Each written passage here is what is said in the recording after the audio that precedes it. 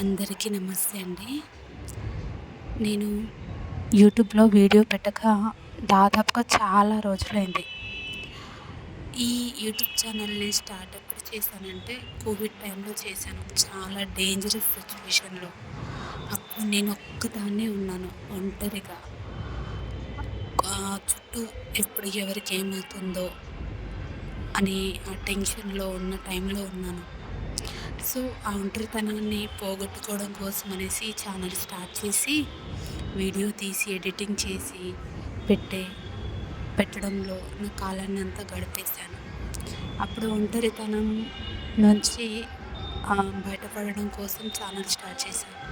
ఇప్పుడు ఒంటరిగా ఉంటే బాగుండు అనిపిస్తుంది. ఇంకా ఈ వీడియో అంటారా? మన కోటి దీపోత్సవం అంటారు కదా! హైదరాబాద్‌లో పెడతారు. ఇది రీసెంట్‌దైతే కాదు. 2023లో నవంబర్‌లో వెళ్ళాం మేము. నేను భక్తి ఛానల్‌లో చూసేదాన్ని. ఎంత గొప్పగా ఎంత బాగుంటుందో అనేసి అనుకునేదాన్ని. బట్ నాకు అక్కడికి వెళ్తే చాలా బాధ కలిగింది. మనసుకు చాలా బాధేసింది. అంటే ఇంకా కొన్ని కారణాల వల్ల నాకు చాలా బాధేసింది మనసుకి. అదొక బ్యాడ్ డేగా నాకు నిలిచిపోయింది. నేను చెప్పలేను ఎందుకు బాధ కలిగింది అని. బట్ అక్కడ అది గుడికి ఆర్టిఫిషియల్ సెట్టింగ్‌కి ఉన్న డిఫరెన్స్ అయితే నాకు చాలా బాగా అర్థమైంది.